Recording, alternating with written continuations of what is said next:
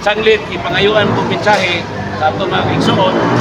Ako lang nga ang panawagan karon sa Epilo, workers and other sectors unite, build a just society for the majority. O ganay wala pa sa itong katirigpan. Karon siguro, dili na kami kangayon. Ano man, sad to say, kung kwartahan ka, kumanan ka, dahil kag-alalay, usahay mo rin paminaw. Ang bagang sektor, bumuo, pag-uuma, urban-poor, isda, usahay, maisan tabi lang. Sad to say, panahon sa eleksyon, sila mo yung unang katlon. So ato nang balihon, mga igsoon. So maabot ang andoy kita sa kakitilingpan nga ang nominal sa atong politika, dili na itong mga trapo ng mga politiko. Polisan, politisyan, dili, bante na ang sektor. Aron nga mas matatag ang atong budget sa social services, limitasan ang atong corruption na issue, o dunay maayo nga governance, maayo nga pagdumala sa atong katalingban. So karong adlaw nag-commemorate, handom ang Federation of Democratic Labor Organization sa ika-140 na anibersaryo sa pangkalibutanon na adlaw sa pamumuno. Ang tema, Workers Unite, strongly expose and oppose exploitation, defend our right as workers to just share of production. Kaya kung walay share sa eksakto sa production, walay peaceful o industrial peace nga buta patigbabaw sa mga planta o sa atong ekonomiya. Daghang salamat o mabuhi ang mga mamumuo. Kundi si Marlon Y. Urong, usa ka production supervisor sa Newtek, the same time president sa Newtek Pulp Supervisory and Staff Union. So mga 15 years na po ko sa gadala sa Newtek Pulp Supervisory Union. Pero sa Newtek, sa length of service, mga mag-20 years na ko. So sa kasayuran, sa naitabo nga labor dispute sa Newtek, nagsugod March 6 sa kadlawon hangtod April 26. So 52 days. So ang actually ang hinungdan dira sa CBA negotiation, particularly on the wage increase nga provision o retirement nga benefits. So dira ra ang hinungdan nga sa wage ang existing 2,550, pero sa pila ka negotiate 6 months nga negotiation sa plant level, nagpabilin gyapong 1,150. So layo ra kayo sa existing. For 5 years to 550 na mo nang naka-decide ang membro, ang general member nga mo deklara og deadlock atong December 17 sa niaging tuig. December 17, 2025 nag-declare og deadlock ang Newtek Pulp Supervisory and Staff Union. Then pagka January 19 ni file mi og notice of strike dungan sa rank and file.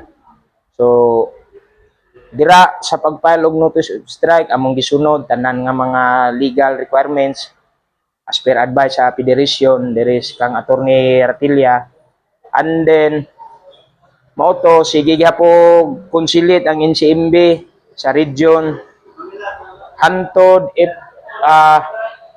April 23 naka-conclude mi.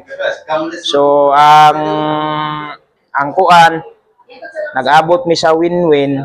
Ang nakuha na mo 1,460 from 2,550. Dayon ang retirement 38 days. So actually sa 52 ka adlaw gabi gid ang amo ang kuan dito pagsakripisyo, pagpaabot sa dungog nga makabuot lang namo ang kanang giingon nga justifiable nga wage. Pero inaagi sa mga suportas tanang lokal ug sa ubang mga sektor, at least at the end of the day nakahiusa mi atong naka-conclude mi atong April 23. Di nag-signing April 28. So nakakuha mi wage 1,460, retirement 38 days. Then na-restore tanang mga benefits nga nasa CBA. Retain raman, retain. So katura wage o retirement nga mo ang panagbangian Munang naka-declare og strike na abot og 52 days. So naka-decide atong April 23. So mao to, naka-conclude mi atong formal signing April 28. So karon nga week mo pagsugod sa among resumption sa trabaho. So hopefully mapadayon dayon. Sa sunod CBA hopefully nanay gyud maayo nga win-win nga panagtagbo. Sir, pag-explain sa kwan, sa production, sa product sa new tech. So ang Newtek Pulp usa ka manufacturing sa Abaca Pulp. Mamalit sila Abaca ra ng mga kag sa kabandol nga Abaca dire sa lain-lain nga lugar sa Pilipinas napud sa gawas. I-process na siya ang finished product ana pulp.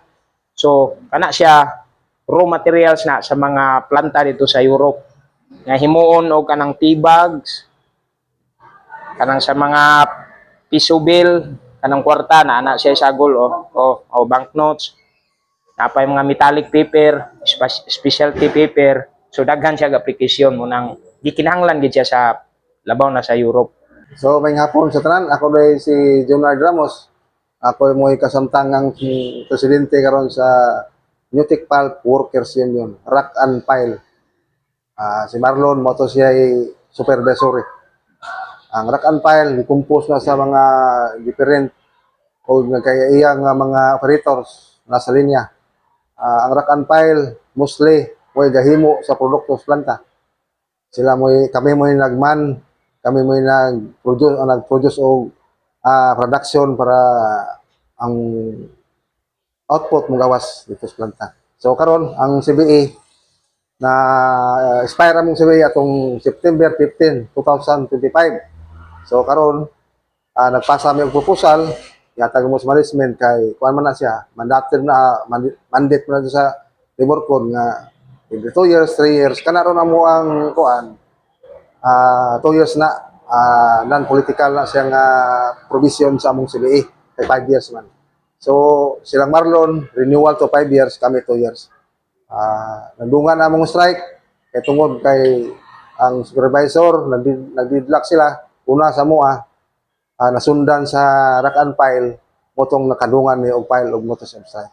So, nagdungan po og strike, kay kung kasunod man mo ang Sikitos Blaod, tanang notice of strike, voting of strike, o tanang mga mando sa duli nga ngay sundon para dili ma-illegal ang strike, legal ang strike. So karon ang among gihisgutan sa CBA sa 2 years mo ning sweldo, especially mga hospitalization sa trabante, premium sa trabaho, o apel dito ang among mga shift schedule nga among gipangayo. So wala gitubag sa management, ilang gidiper tanan, motong nahimo siyang deadlock. Kapile of notice of strike. Pag-abot sa NCMB, hugot ang management nga dili sila mohatag namo. Kay gikan sa among wage increase nga 2355, himuon naman nila og 650. So dako kayo ang abrab sa pagnaog sa among wage. Motong wala uyoni sa General Assembly, motong strike ang tao. 52 days ang amuang strike. Kuanto kanang historical to kay after 35 years karon pag mi nag-strike sa una ang amuang previous nga management magnira kuanto blood filter karon gi-merge na himo ng magnira ang blood filter sa una mga 18 ka site pa to sa US o sa Europe pag merge na himo siyang 51 so sa to say nga naka-strike mi pag-abot na sa magnira dako man ta ang kuan, dako ang income kay dako pod ang amo ang kauban nga planta sa gawas kay ka-merge man.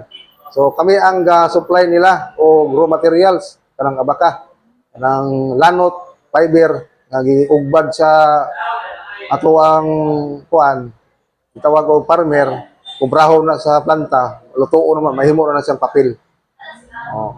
Dayon ang among series nga negotiation wala ma-settle kung wala mo abot ang amuang operational leader nga gihandle sa pito ka site sa Asia Pacific o sa Latin America kato si Mr. Robert Summers siya may amuang operational leader sa tibuok. Inaanhi siya. Ako mang ipanawagan nga moanhi ka. Kay ikaw akong gusto istoryahon kay ang imong local management murag dili pa kay ka-decide kay sige pa ang ilahang tubag nga panahon nga mag-negotiate mi tunan naman nila. So mas maayo nga ikaw moanhi diri. So inaanhi siya.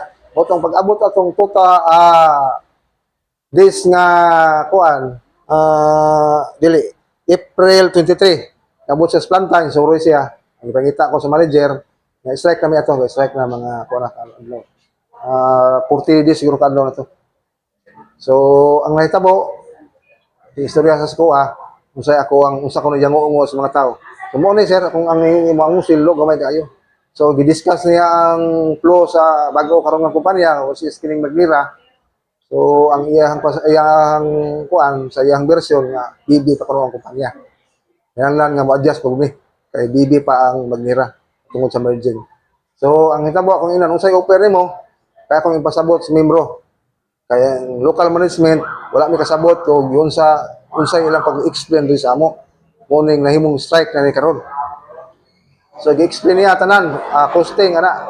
So nakasabot ko yung ingnan nga sir og ngana man gani akong ipasabot sa membro ni. Pero na may hangyo ninyo sa local top management dito sa US ug sa Germany. Kining among shift schedule nga mo'y among gibargain upat na ka management na hiyagi ani. Ika-upat na karon.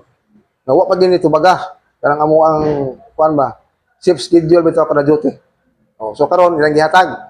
Gihatag ko niya ang mid halfway mangod ang giingon. So among gidawat atong 1360 nga mo toy among wage increase nga kuan. Layo ra gid siya og biya atong miaging mga tuig kay 236 2355 man tong miagi. Karon nahimo na lang siyang 2360.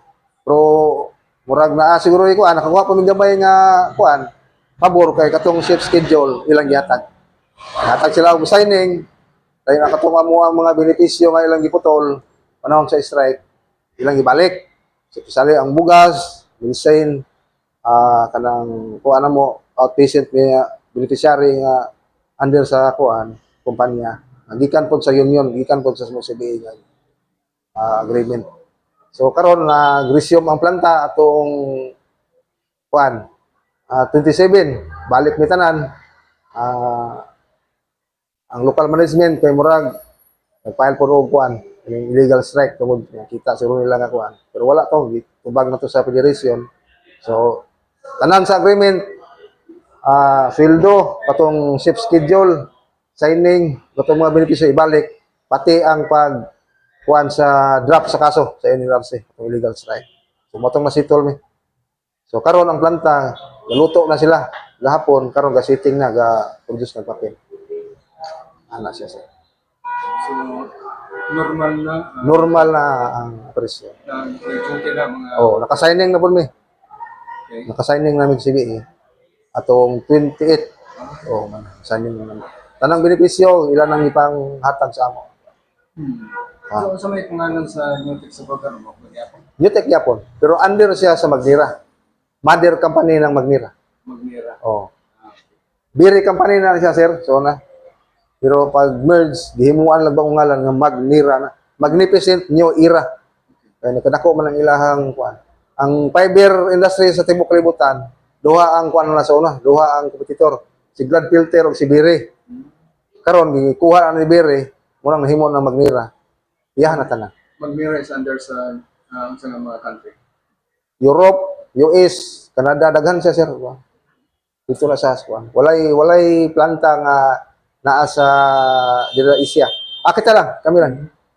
Ang atong raw materials na address to.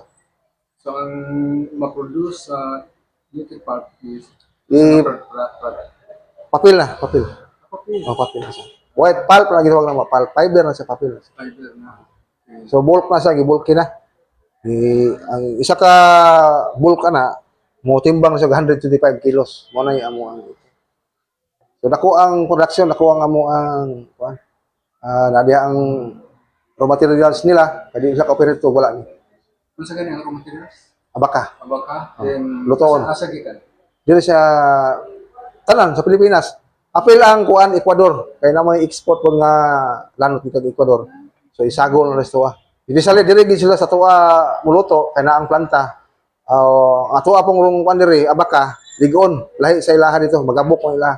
Di pwede ang ilahang fiber o ilaha lang lutoon, walay sagol Philippine fiber madugmo tungod sa klima sa tuwa.